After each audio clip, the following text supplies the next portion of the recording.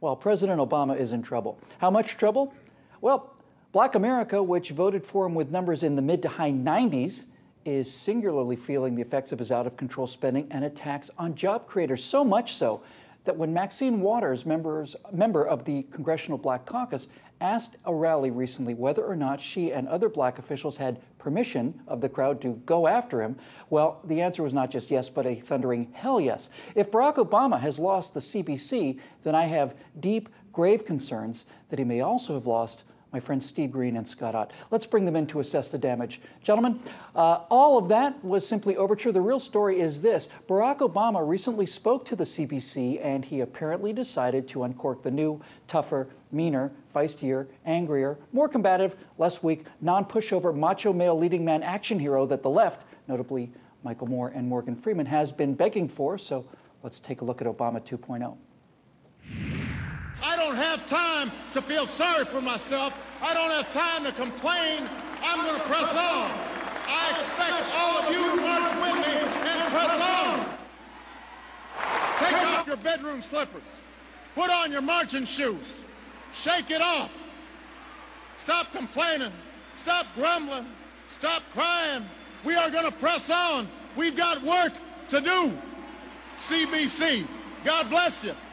And God bless the United States of America. Peace out. Steve, is this the hope and change that you and Scott and I were weeping and hugging each other over back on Inauguration Day?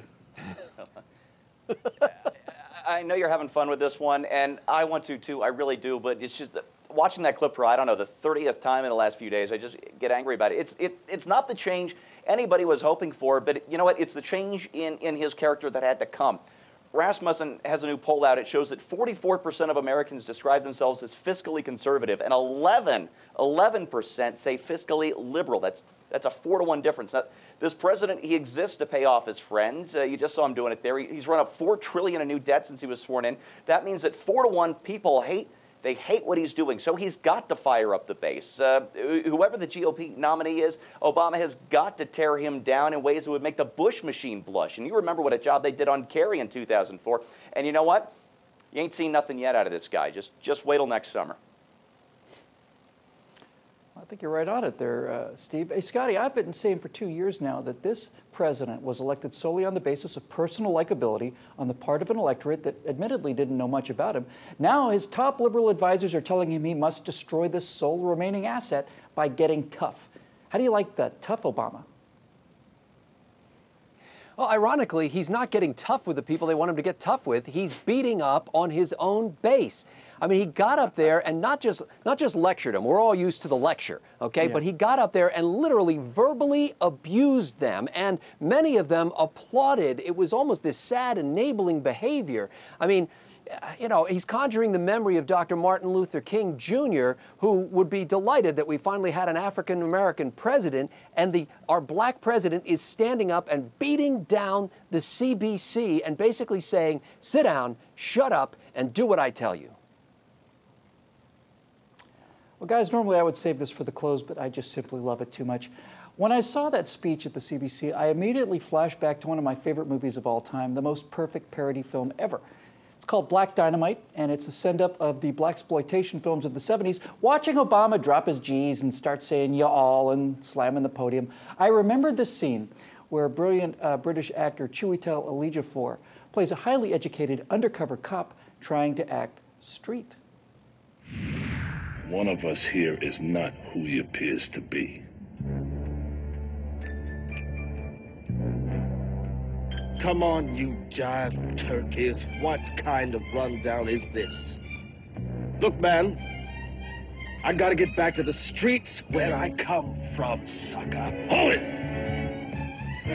I told you, jive chumps, I ain't no snitch. Who said you were?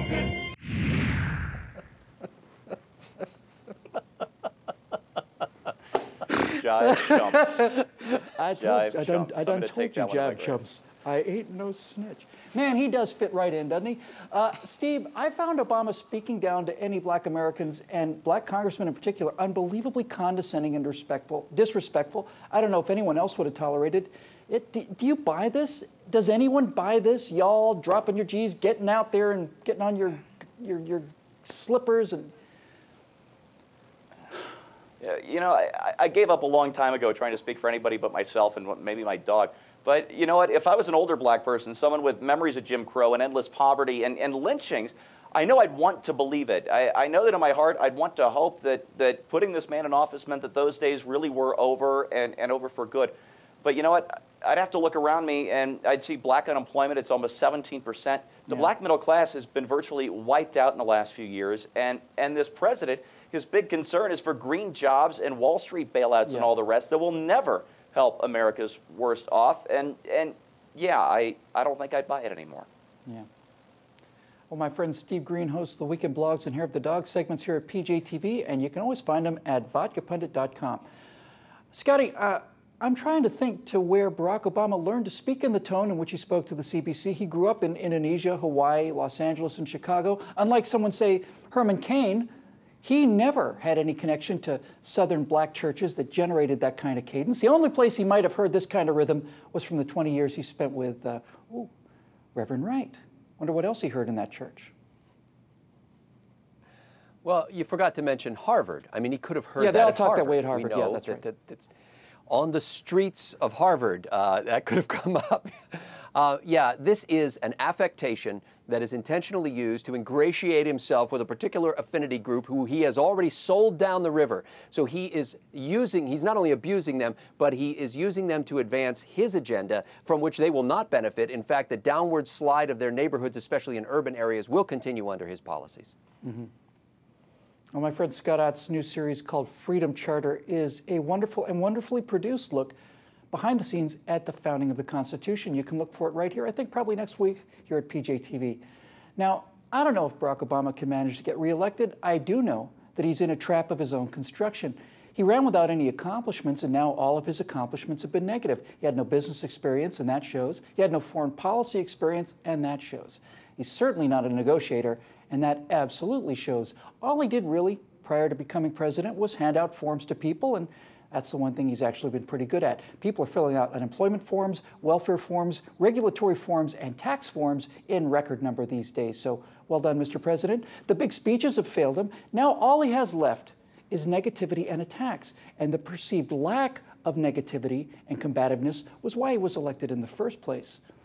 Now, I'm afraid that no drama Obama is out of options, and when the American people finally get to see the guy who spoke to the CBC that way, Americans are going to ask themselves, come on, you jive turkeys, what kind of a rundown is this? And as for me, all I can say is... Look, man, I gotta get back to the streets where I come from, sucker. For PJTV, I'm Bill Whittle.